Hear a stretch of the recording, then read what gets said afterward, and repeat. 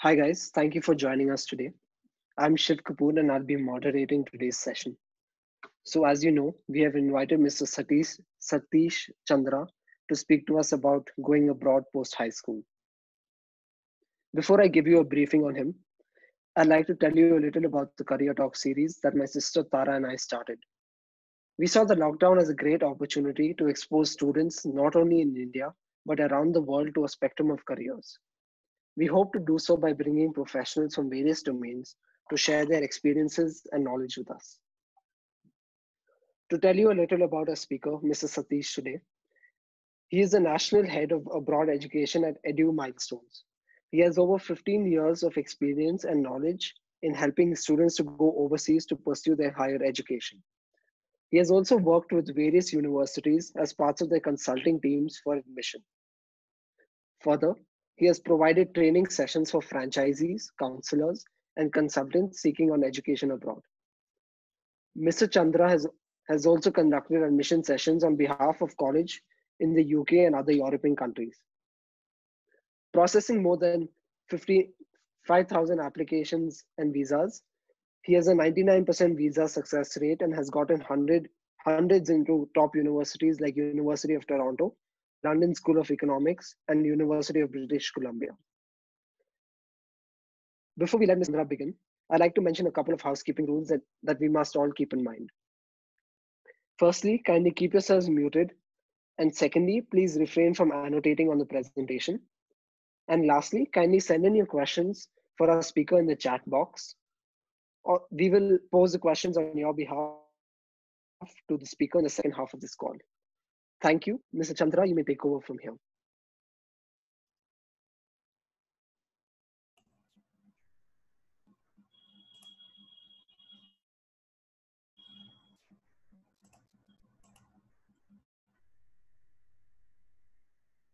Hi, everybody. Am I audible and visible? Yes. Okay. Shall we continue? Yes, we can start. Yeah. Good evening, everyone. Happy to be part of this, webinar, which is organized by Career Studio of Shiv and Tara, the whole team who's behind this. Thank you for this opportunity, and I would like to share my experiences and what is study abroad, why we need to go abroad. What are the things that you need to keep in mind, what you need to focus on, these kind of things is what we're going to cover. I want to cover a few countries specifically, and then probably the general topics that you need to see, what requirements these universities look for, and what you need to build from your academics to focus on these universities and get to go and looking at a great career ahead.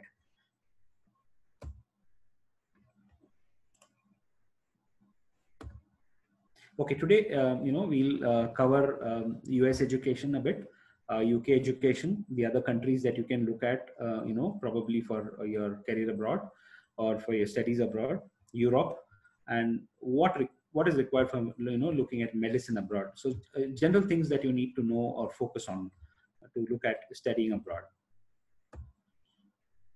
So that was the introduction. So you name it and we can do it. It's like that. So you can take our assistance for any of the countries that you can plan for if you're eligible according to that country's requirements. The first question that comes to mind is, like, we all know generally that why we should go abroad to study. So the first question is that comes to everybody in mind, or the first thing that comes to everybody in mind is, if we go abroad, do we get world-class education? Yes, definitely, 100%.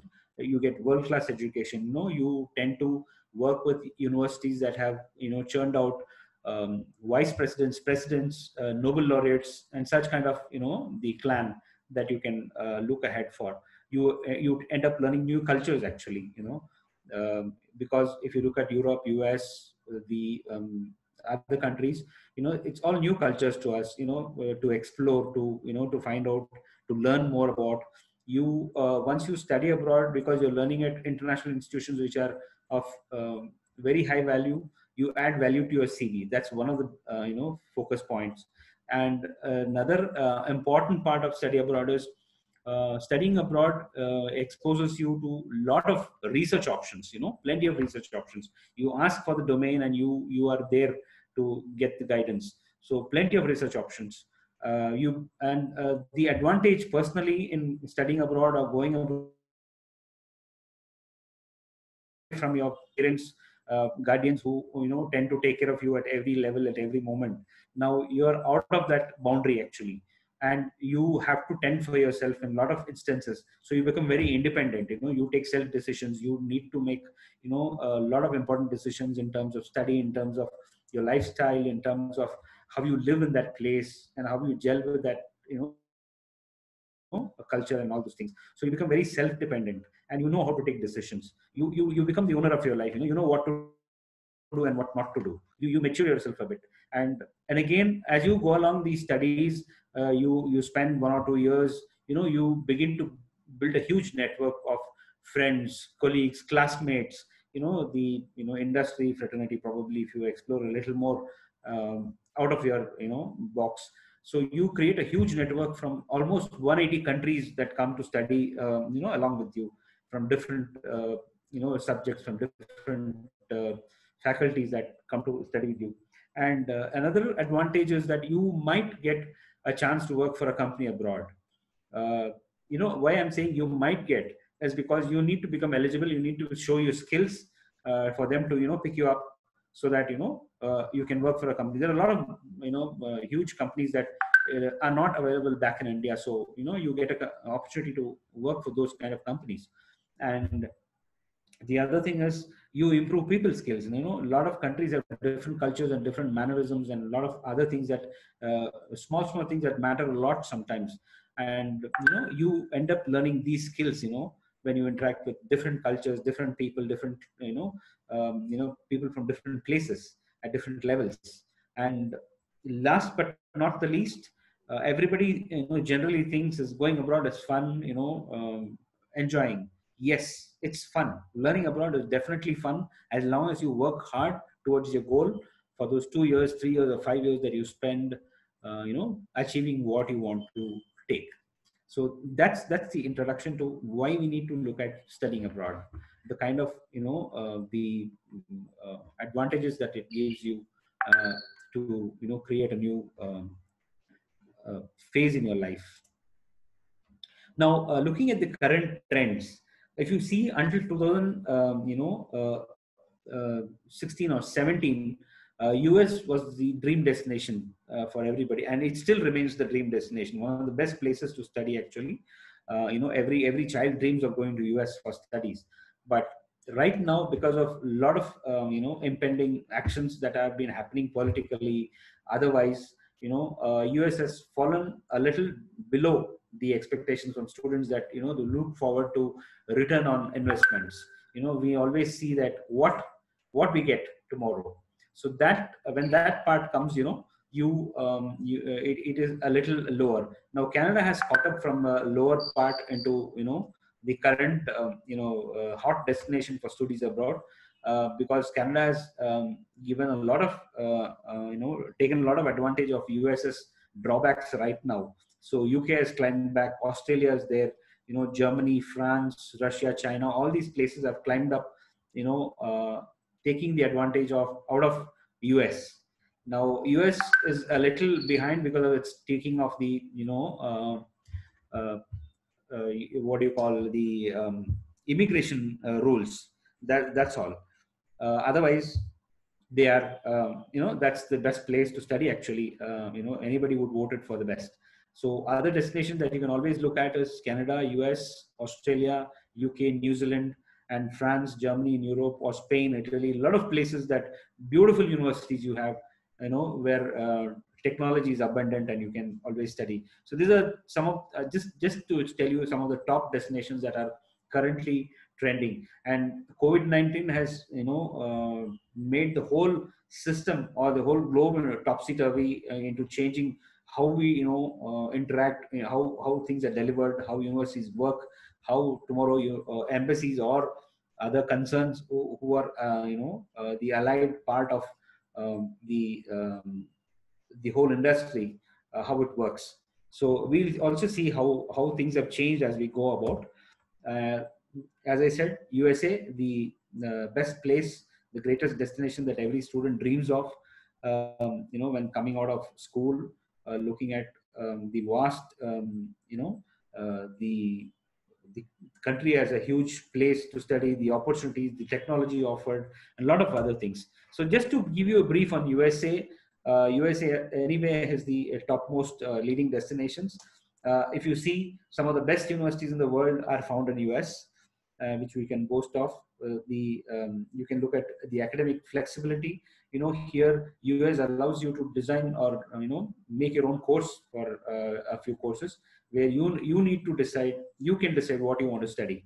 Like what India is about to bring out the national education policy, where it's not about BSc, BCom, BA, commerce, science. You can mix up inherent subjects that you need to always want to learn. Now, career opportunities are plenty. Once you finish studies, they give you an opportunity to stay back, find jobs, get yourself trained in the same environment that you have studied. Plenty of opportunities for research and training. US is the best place where technology is used, in terms of study, in terms of research, in terms of uh, practical knowledge and all those things. And because some of the huge campuses that US has, it's a whole beautiful campus life that you have. The kind of expanse that they have with huge campus facilities that they have, and the kind of facilities they provide, the kind of environment, and all these things. That's how US is about. To look at US as a destination. Now, we also have to look how US as a education, how US has an education system.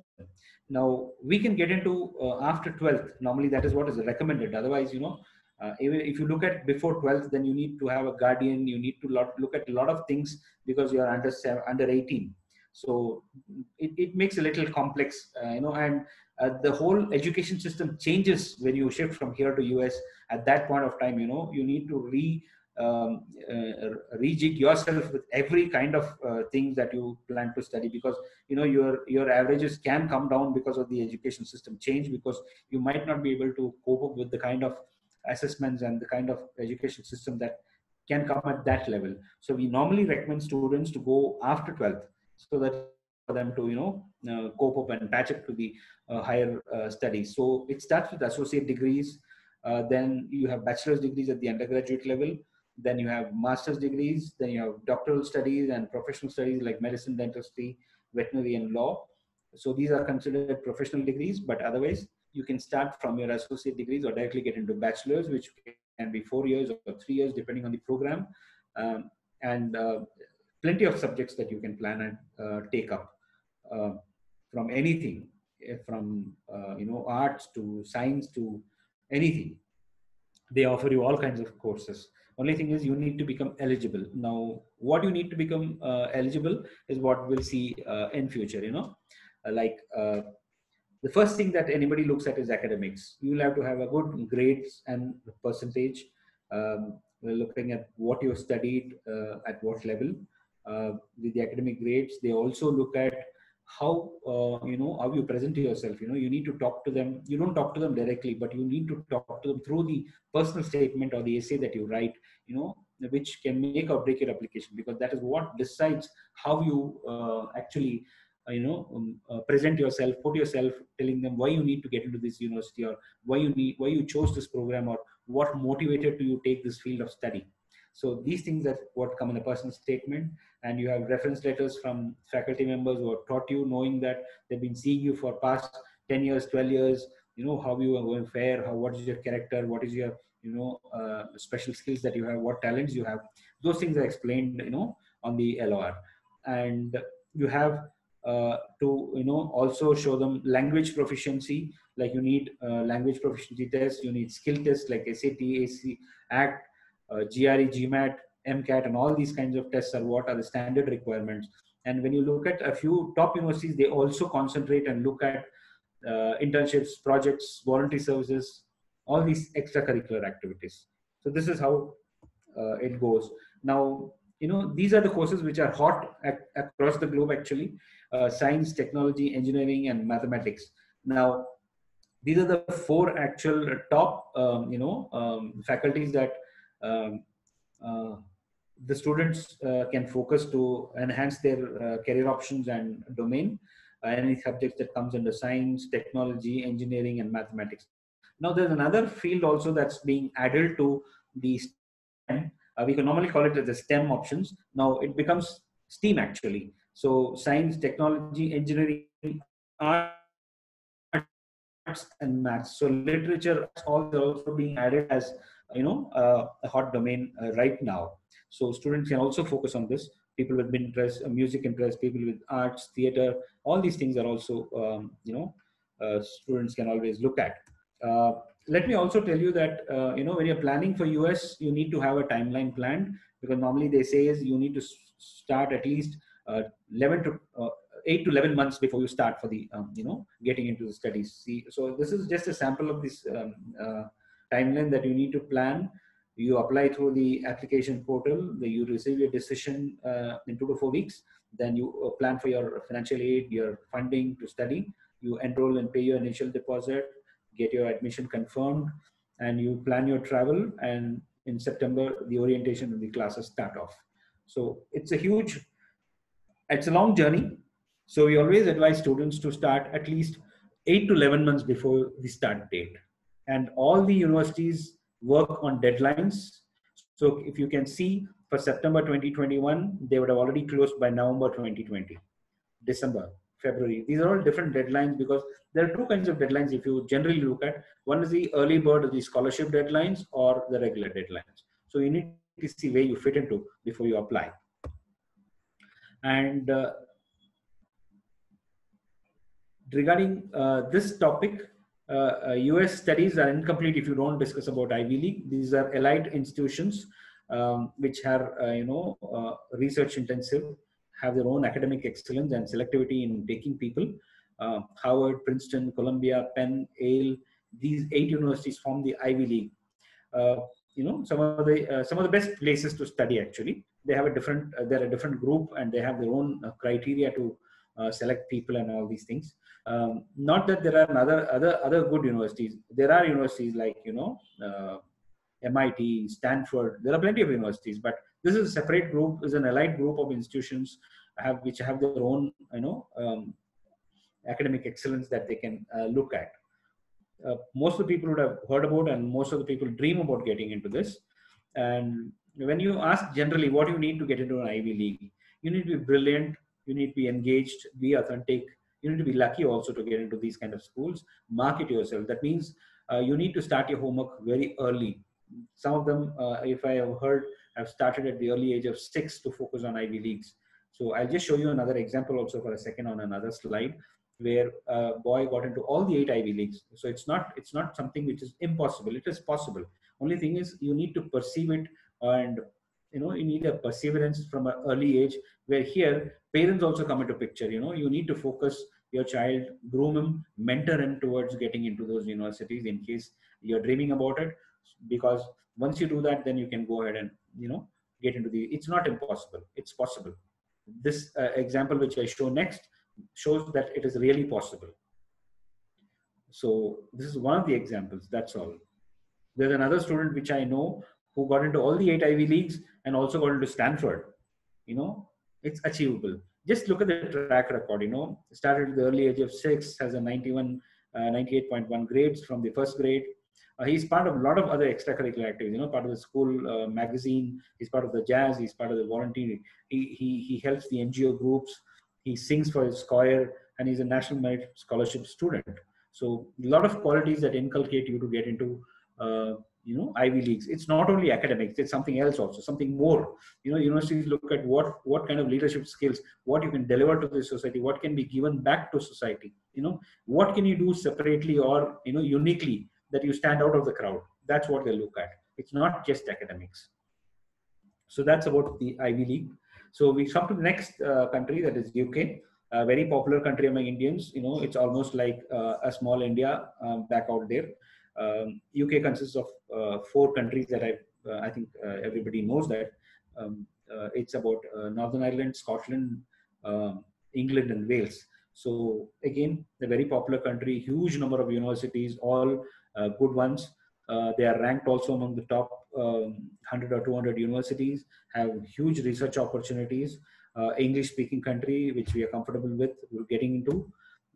If you look at some of the advantages, internationally recognized universities, quality education, which Indian students are popular with, huge variety of courses, different levels. In if you talk about, has a strong research infrastructure.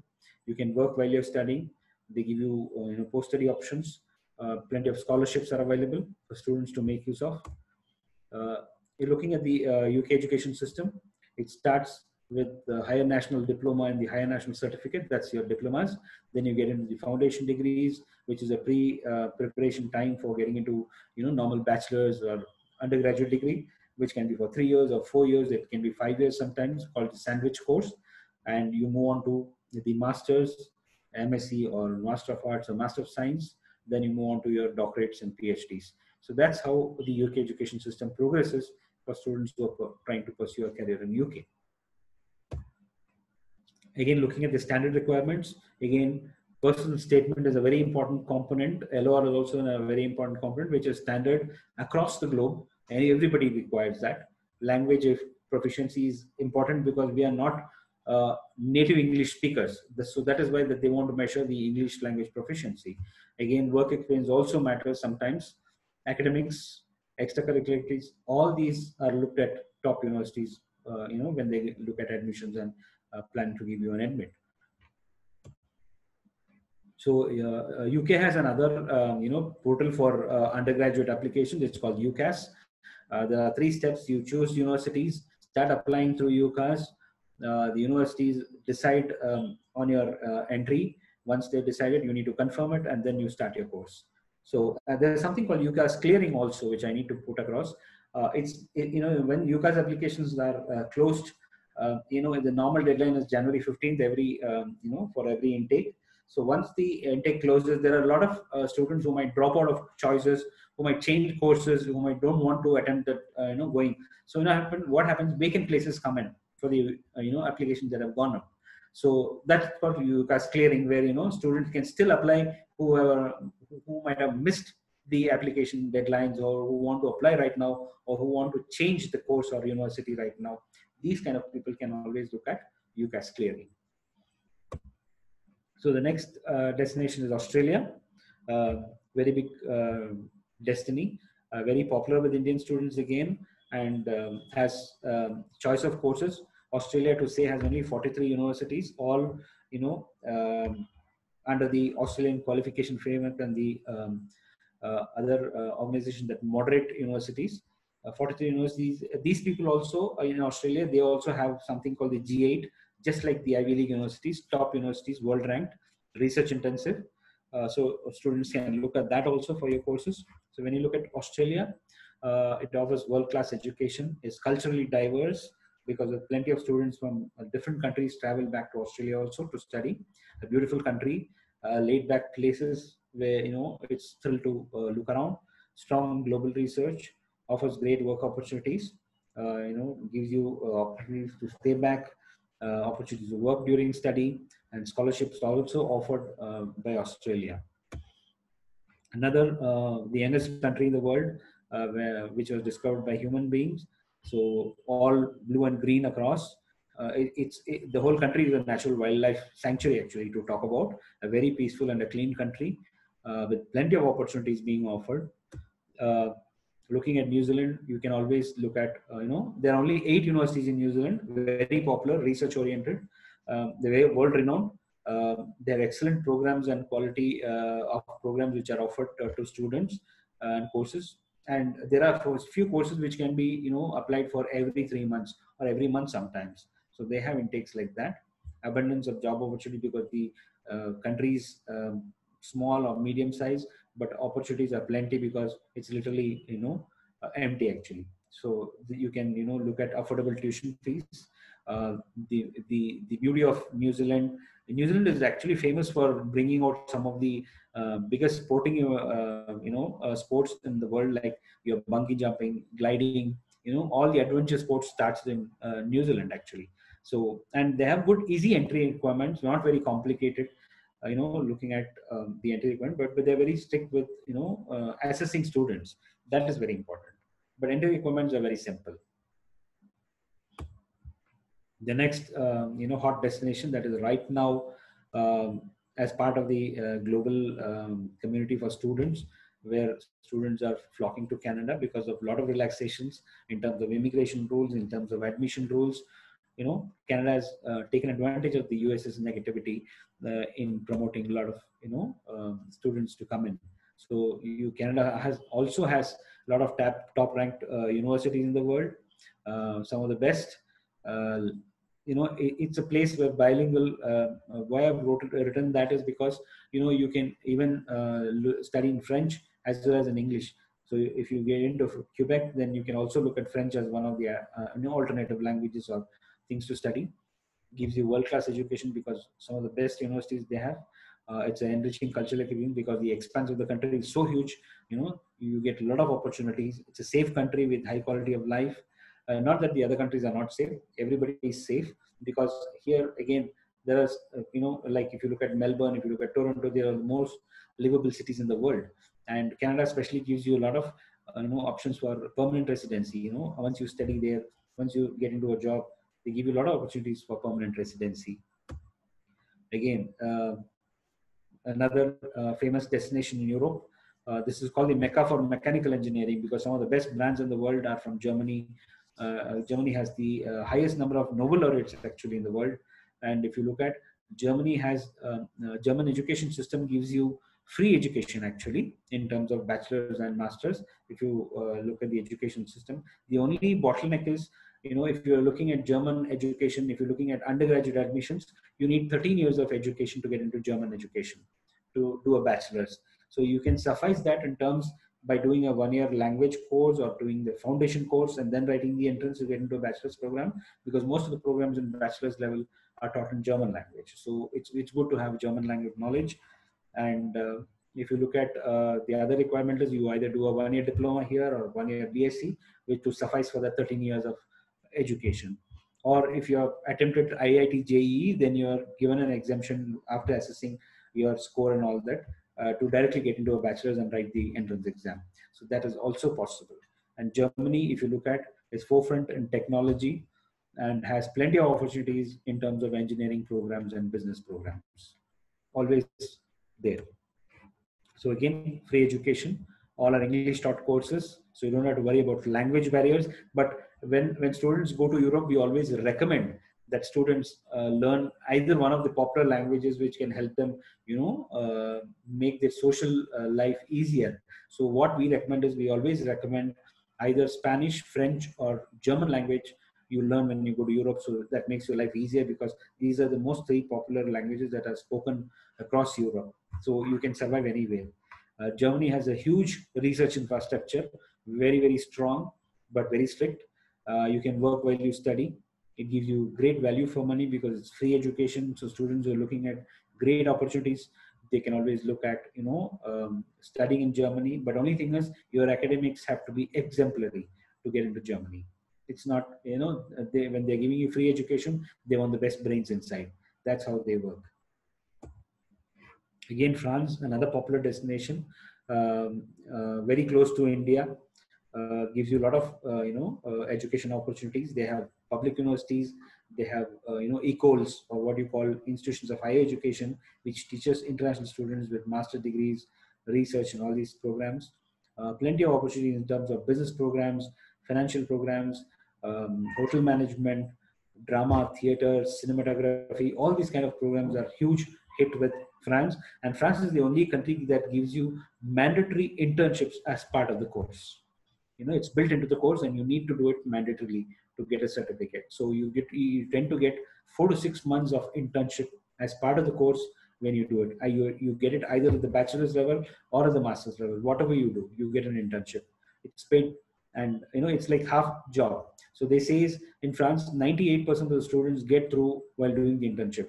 The other percentage probably takes another 3 months to get into some program or start their own business or something like that. So the employability is high, you know. And another thing with France is they give you a lot of SOPs for students, you know, when you get into France for study, in terms of scholarships, in terms of accommodation subsidy. You can do part-time jobs, you can get a stay back for 2 years, a lot of benefits France gives you.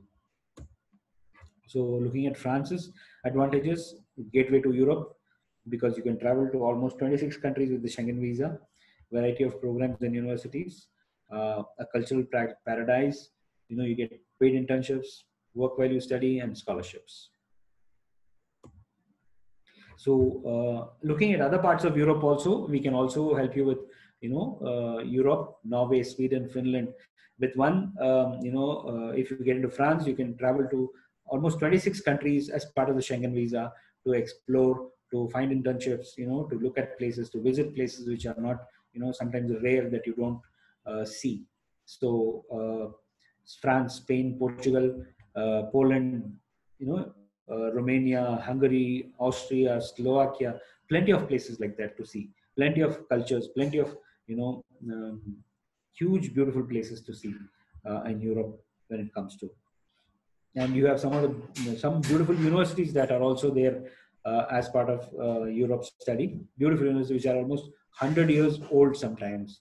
You know, they are so very good universities in Europe, which we are not normally aware of sometimes. And you can all Schengen countries and others, you name it, we can do it. Bachelor's, masters, doctorals. See, and in few countries in Europe, you can apply without IELTS also, because they consider our English language standards good for their studies. So, and all our English taught courses, you can work while you study. There are post-study options depending on the country that you travel. And on a single visa, you can access the 26 countries that are available as part of the Schengen visa. So Europe is a huge opportunity, huge funding, plenty of scholarships, you know, all that. And while coming to medicine, there are plenty of students who look at studying abroad for medicine. So these are some of the popular destinations in India when you look at medicine: Russia, Ukraine, Kazakhstan, Armenia, Kyrgyzstan, Philippines, Caribbean islands, Central America, Malaysia, and Singapore. So these are some of the places that Indian students normally look at targeting medicine. But if you're looking at other English-speaking countries, there are a few things, and there are a few exams that you need to prepare when you're looking at countries like Philippines or you know, the other English-speaking countries. They have their own exams.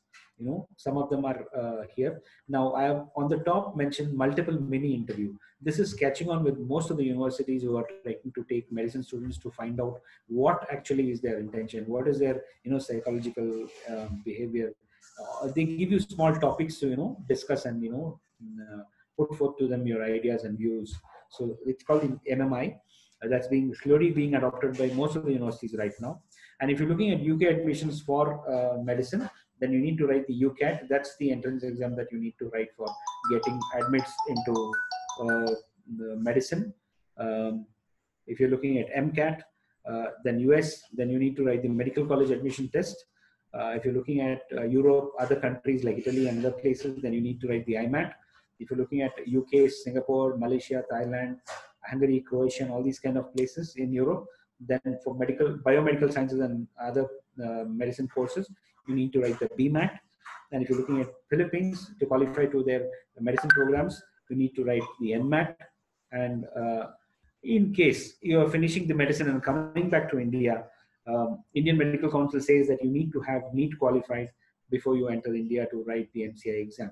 So from 2016, I think they have made it mandatorily, required to write the NEET and qualify for that. So even foreign countries, sometimes before they take you, they always ask you for the NEET score so that they know that, you are eligible to get into these kind of, tough programs. Similarly, there are veterinary programs, there are dentistry programs also available for students to take up. Now, the biggest thing that happened in the world recently 6 months back is the COVID-19 pandemic, which has impacted and changed the entire globe into a different view or a different perspective of how people look at and how things have changed for students abroad, studying abroad, students still there, or students planning to go abroad. So let's see a few changes that have disrupted the normal, these study abroad plans. So restrictions on travel have happened because of travel bans. Universities and colleges had to close down because of social distancing norms and because of the pandemic spreading. So now social distancing has become a norm. Actually, it's part of life now. And face-to-face delivery of classroom sessions have stopped. Now, huge loss of human lives we have been seeing. Travel, hospitality, immigration, and all these things have come to a standstill because of travel bans. Pandemic spreading very widely. 80% of the world under lockdown. Only a few countries were spared or came out of that this pandemic right now, and the whole world's economy is on a downslide. A lot of countries trying to fight back the the effect of COVID. Now, what is the response from the entire fraternity because of this COVID-19? Travel restrictions have just started to being lifted. India has started to fly to 5 destinations. We are also getting messages from different universities and colleges that they're slowly opening up travel restrictions slowly. Just a second, give me a second, give me a moment. Okay, social distancing here to remain. Students defer travel plans. People who wanted to go in September are just planning to go to in the January sometimes, just a change of plan, but they're still going. And universities are adopting hybrid coaching. And when you say hybrid coaching, it is partly into online classes and a mix of face-to-face classes where practical knowledge is required. And government and embassies have embarked on a contingency plan where they can help students in different phases during the admission for the visas and for different requirements, because of the short window that we have for visas and all these things. Now, universities and related agencies are also extending their support by relaxing entry norms like waiving of SAT exams for 1 year. That's for the 2021 intake. They are relaxing the norms for some of the universities. Ivy League universities have already announced that they are waiving off the SAT, GRE, GMAT, and all these kind of skill tests, so that students are not put into trouble to take the admissions. And even government, world bodies, medical fraternity, everybody is raising with time to find a vaccine candidate to save mankind, to make things easier, to make life simpler for students and the human beings in general to cope up with this particular situation. So that's what is happening right now. Now, there's only one mantra that I need to tell everybody. If you're looking to study abroad, use this 5-letter alphabet every moment. Be smart. Unless you be smart, you cannot fight or compete with the crowd that is out there. You need to, use this every moment. Be smart. So how we can help you with the getting into study abroad? We can help you with profiling. We can help you build your profile. We can assist in finding out universities, selection of courses depending on your requirement, guiding you on essays and personal statements. We can help you submit applications and admission process completely, including visa assistance. We can help you with post-landing options in certain select countries, where we can give you airport pickup and all these things. We also can help you with foreign exchange, paying of fees, travel, medical insurance, air ticketing, helping you with internet SIM cards to keep in contact with family, that you don't get disconnected even when you're traveling abroad. All these things can be possible, by us. So that's the brief summary that I had time for. You can go on for hours and hours, to do that. But right now, time is very restricted. Plenty of things to talk about, and I've tried to put out and put across whatever I could do in this very short time. And over to you, Shiv. We'll Okay, have so we'll go question wise. I'll read out the question, you get a chance to answer it, and then we'll ask the next question. Yeah. So the first question is, could you share some popular universities in Singapore for an undergrad? Basically, there are only a few universities in, when you look at top universities that are ranked, NUS and NTU are the two universities that are very popular among students for, for undergraduates. But there are other institutions also, like, there are foreign institutions like from Australia, from UK, from New Zealand, Australia, have their campuses in Singapore. But if you talk about very popular and ranked universities across the globe, then you can look at NUS and NTU for undergrad. and they just work similar to the US universities with deadlines, with with specification and all that are very similar to the US universities, top universities. And there are plenty of institutions that can give you private universities or colleges that can give you degrees up till postgraduate diplomas. That's how Singapore is aligned. What are some of the application requirements for Singapore and what are the deadlines? Deadlines vary actually, depending on the intake. They have major intakes in September and January. The application requirement is, if you look at NUS and NTU, then you need to have good academics, take your SAT exams. If you're looking at postgraduate, then you look at GRE and GMAT, depending on the program, and write a good essay. You have to have a good SOP, that is a statement of purpose, to put across. You need reference letters, you need your passport, you need your resume. These are the standard documents that they require to apply. Okay, can you tell us a little about how early decision and early admission works? And is it only for the US or do other countries also have it? Basically, it's available in a few countries. Now, early admissions is, it always would be very early, at least 3 to 4 months before the regular deadline. Now, early deadline has something special. It's also called the scholarship deadline. If you apply in the early deadline, then you're eligible for a lot of scholarships. But you can still apply till the regular deadline. Then after the scholarship deadline or the early deadline, you don't get scholarships. Now, early deadlines have a lot of advantages. You get your, if you apply early, then you get your response early, procedure. Otherwise, you end up rushing for everything, your tests, your skill tests, your, decision making, your funding, all this becomes a complicated, and tension procedure. So if you apply early, you get decisions early, you can start working on the, process early and get a happy decision at the end, relaxingly. That's how it works. How difficult is it to change courses or lines of work mid-semester? You're asking me after the admissions? So once the college has started, yeah.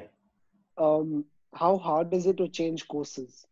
Now, see, it all depends on how you, what is your interest that you're showing, and it all depends on how you discuss it with your department head, who's already there with you, and your future department head. He has to see that there is some potential that you fit into the class. There'll be already class which are already occupied. They need to put you into that place. They need to also see that if there is a place available. And if it is really, it's a compulsion that you need to get into that particular course, and you have that capacity to, take that course. So all these factors dependent, and you need to talk to the academic head or the department head or the person who heads that department of your subject to decide on that.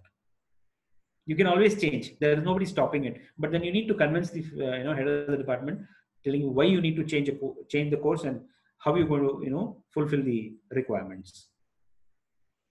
You briefly touched upon it, but can you please share a list of the top universities in UK?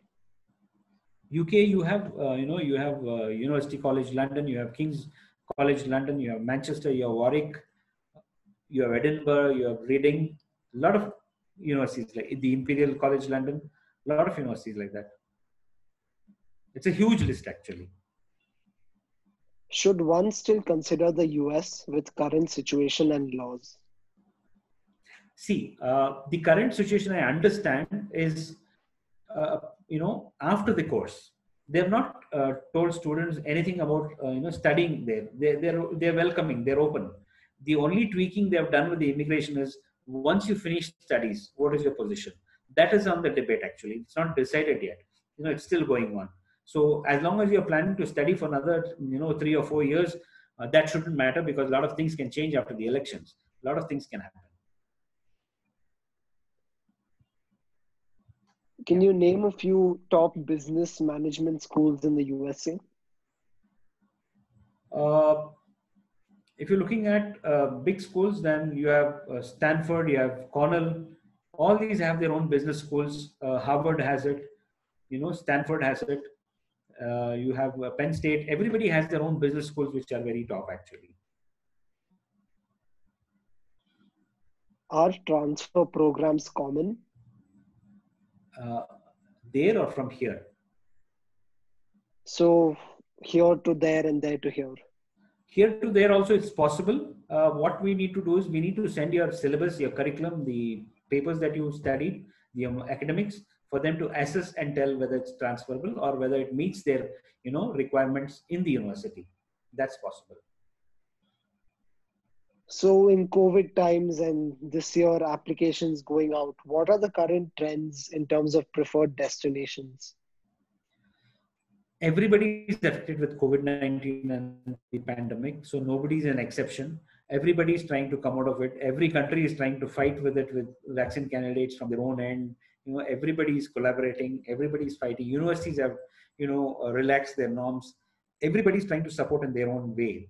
The only thing is you need to see where you want to study, because every destination offers its own benefits and pros and cons.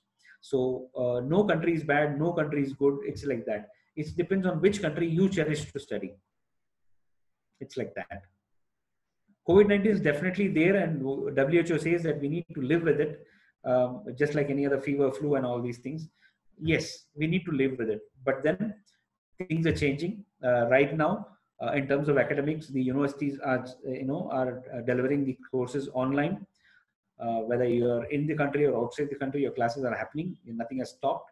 Admissions have not stopped. Scholarships have not stopped. Only thing is they are waiting for the conditions to relax a bit so that students can travel back, take face-to-face classes, and the spread does not happen, in the way that it's happening right now. Controllable situation. That is what they're waiting for.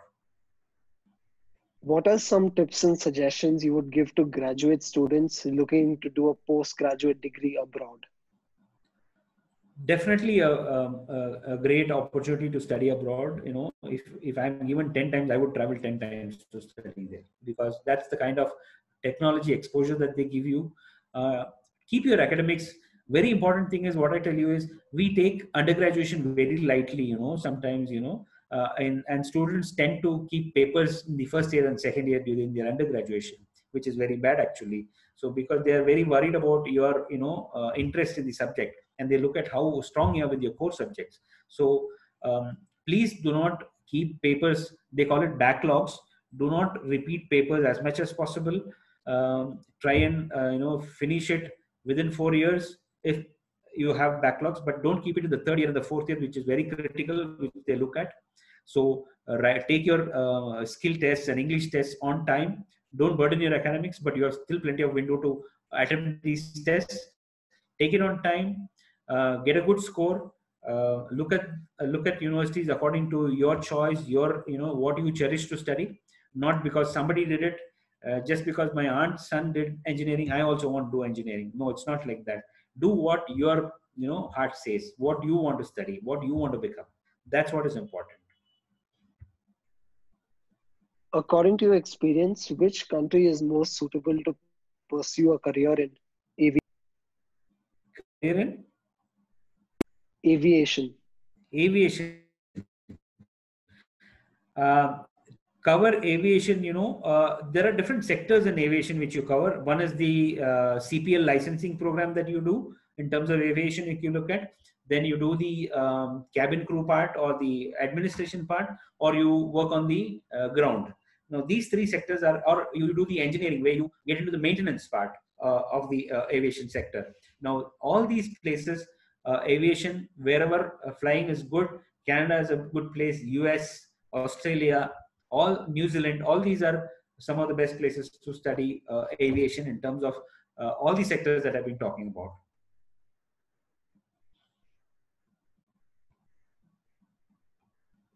Just give me a second. Most schools have 2 years kindergarten as well as grades 1 to 12. Does that count as a 13-year education with respect to Germany? No, they don't count it.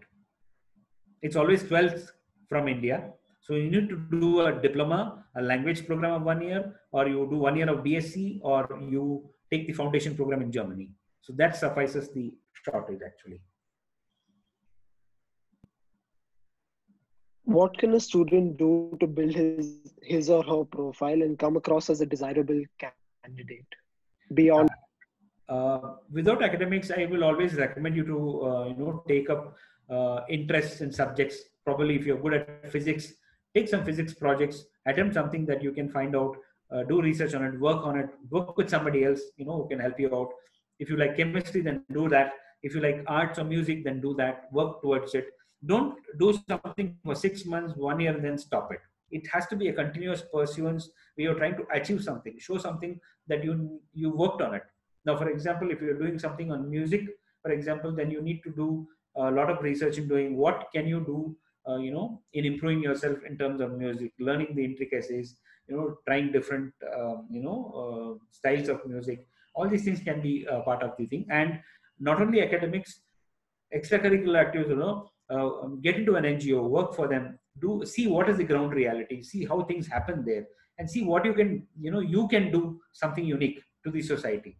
These kind of things are what universities normally expect you to do. What you can deliver from your side, what is your interest that you show, and what skills that you can perform, and what is unique about you, what difference can you make from others. That's what they look at. So that is what you have to do towards doing that.